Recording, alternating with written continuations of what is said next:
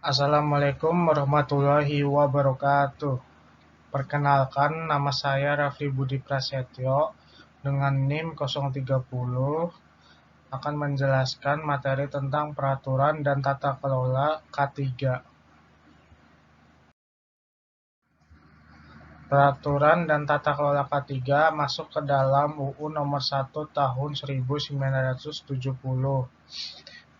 di mana mengatur tentang program keselamatan dan kesehatan kerja di Indonesia yang menyatakan bahwa setiap tenaga kerja berhak mendapatkan perlindungan atas keselamatan dalam melakukan pekerjaan, baik di darat, di dalam tanah, di permukaan air, di dalam air, dan di udara. Keselamatan kerja sering disebut juga sebagai dasar dari berbagai peraturan yang ada terkait dengan keselamatan kerja di Indonesia. Undang-Undang Nomor 1 Tahun 1970 berisi 11 bab dan 18 pasal.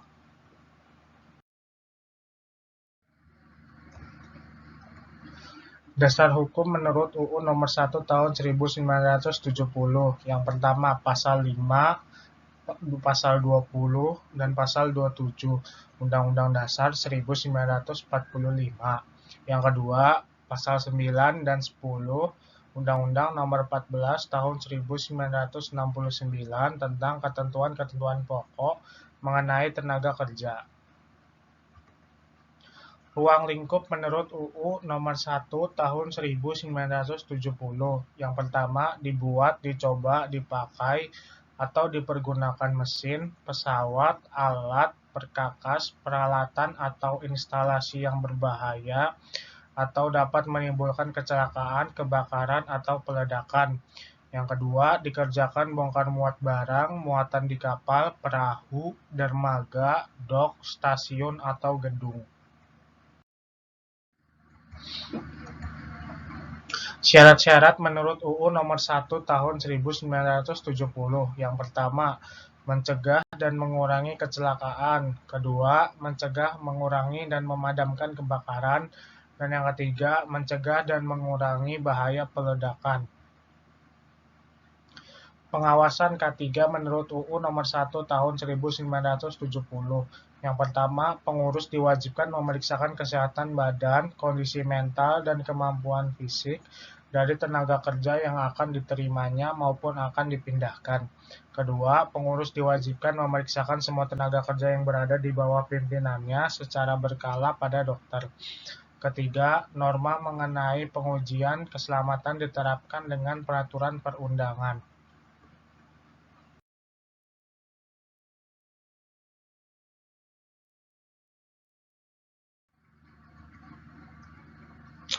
Pembinaan K3 menurut UU Nomor 1 Tahun 1970. Yang pertama, pengurus diwajibkan menunjukkan dan menjelaskan pada tiap tenaga kerja baru. Yang kedua, pengurus diwajibkan memenuhi dan mentaati semua syarat dan ketentuan yang berlaku bagi usaha dan tempat kerja yang dijalankannya. Yang ketiga, pengurus hanya dapat mempekerjakan tenaga kerja yang bersangkutan setelah ia yakin bahwa tenaga kerja tersebut telah memahami syarat-syarat tersebut. Ketentuan pelanggaran menurut UU Nomor 1 Tahun 1970. Pertama, pelaksanaan ketentuan tersebut pada pasal-pasal di atas diatur lebih lanjut dengan peraturan perundangan. Kedua, peraturan perundangan tersebut pada ayat 1 dapat memberikan ancaman pidana atas pelanggaran peraturannya dengan hukuman kurungan selama 3 bulan atau denda setinggi-tingginya Rp100.000. 3. Tindak pidana tersebut adalah pelanggaran. Peraturan pelaksanaan menurut UU Nomor 1 Tahun 1970. Yang pertama, memberikan keterangan yang benar bila dimintai oleh pengawas atau ahli keselamatan kerja. Yang kedua, memakai alat perlindungan diri yang diwajibkan. Ketiga, memenuhi dan mentaati semua syarat keselamatan dan kesehatan yang diwajibkan.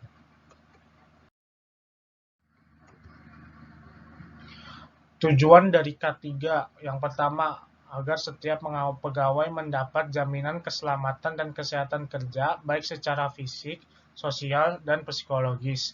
Yang kedua, agar setiap perlengkapan dan peralatan kerja digunakan sebaik-baiknya. Ketiga, agar semua hasil produksi dipelihara keamanannya.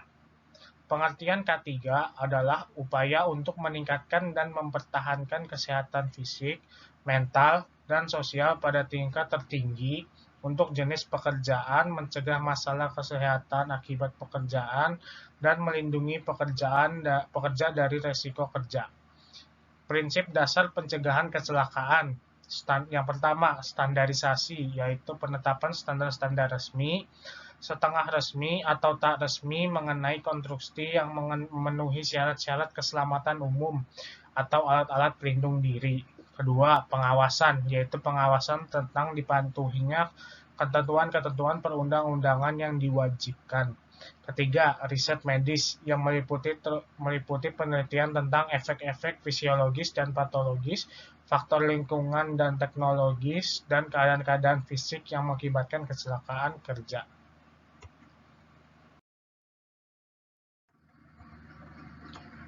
Metode pencegahan kecelakaan kerja berdasarkan teori domino efek penyebab kecelakaan kerja H.W. Heinrich, maka dapat dirancang berbagai upaya untuk mencegah kecelakaan kerja di tempat kerja. Antara lain, 1.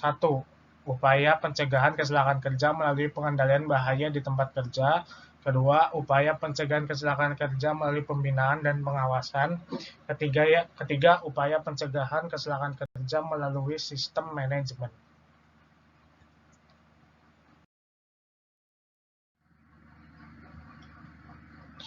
Analisis kecelakaan kerja menurut Abraham Maslow tentang teori kebutuhan manusia, terdapat 5 tingkatan kebutuhan, yaitu kebutuhan fisiologis, kebutuhan rasa aman, kebutuhan sosial dan kasih sayang, kebutuhan akan penghargaan, dan kebutuhan untuk aktualisasi diri. Kebutuhan rasa aman menduduki urutan kedua. Hal ini berarti bahwa keselamatan menjadi hal yang penting bagi kehidupan manusia. Tidak ada manusia yang tidak butuh selamat. Dimanapun berada, keselamatan menjadi hal yang utama. Sehingga tempat kerja yang merupakan rumah kedua setelah tempat tinggal menjadi prioritas dari menciptakan keselamatan.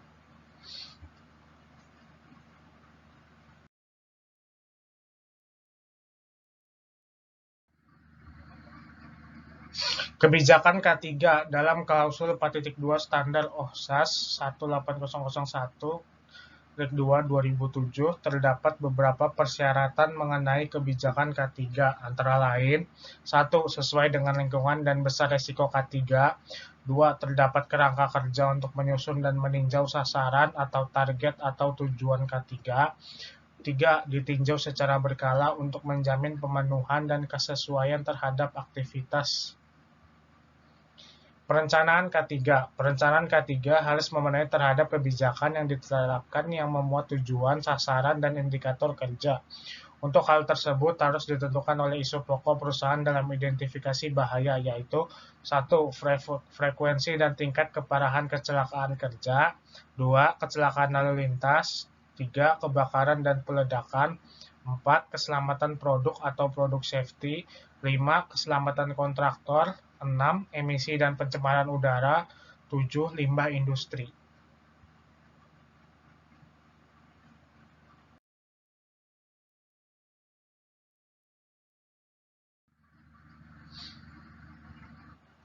Pelaksanaan K3. Pengusaha selaku pemberi kerja bertanggung jawab dalam konteks profesionalismenya sebagai pengusaha atas kesehatan dan keselamatan kerja pekerja yang dipekerjakannya. Tanggung jawab pengusaha untuk memastikan bahwa pekerja memahami adanya risiko, memastikan bahwa cara kerja yang akan dilakukan aman bagi pekerja, alat kerja, dan cara mengoperasionalkannya aman. Memastikan bahwa pekerja memahami langkah-langkah pencegahan timbulnya risiko dan bahwa sarana dan prasarana pencegahannya tersedia dengan memadai dan dalam kondisi baik. Perlindungan oleh negara umumnya termaktub dalam peraturan perundang-undangan yang bersifat publik, sebagai pembatasan yang bersifat memaksa terhadap asas kebebasan berkontrak antara pengusaha dan buruh.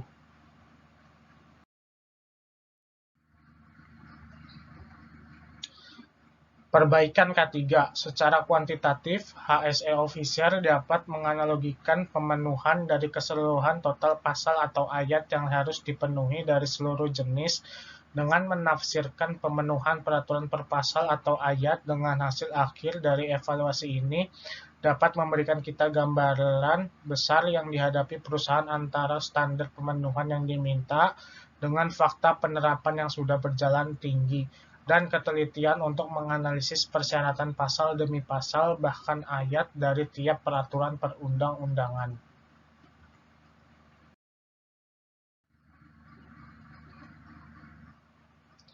Evaluasi K3. Evaluasi K3 dibagi menjadi 3 bagian, diantaranya 1. Mapping. Mapping sendiri dibagi menjadi beberapa bagian, yaitu area, work, material and equipment, and person. Kedua, identification.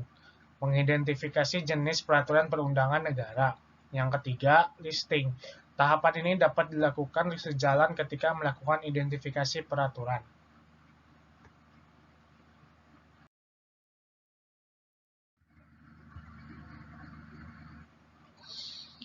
Kesimpulan, pada dasarnya UU Keselamatan Kerja yang digunakan untuk mencegah terjadinya kecelakaan kerja, menjamin suatu proses produksi berjalan teratur dan sesuai rencana, dan mengatur agar proses produksi berjalan teratur dan sesuai rencana, dan mengatur agar proses produksi tidak merugikan semua pihak. Setiap tenaga kerja berhak mendapatkan perlindungan keselamatan dalam melakukan pekerjaannya untuk kesejahteraan dan meningkatkan produksi serta produktivitas nasional. Saran, dalam pelaksanaan K3 perlu memperhatikan 2 hal penting, yakni indoor dan outdoor.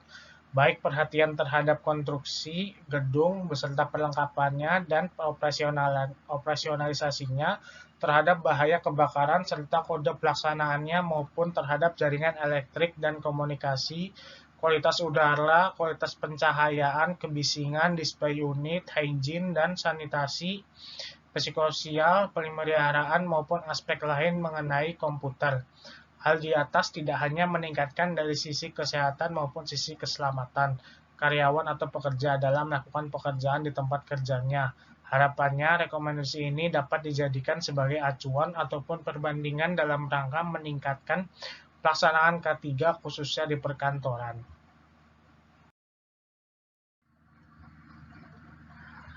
Terima kasih, sekian dari saya, kurang lebihnya mohon maaf. Semoga ilmu ini dapat bermanfaat. Wassalamualaikum warahmatullahi wabarakatuh.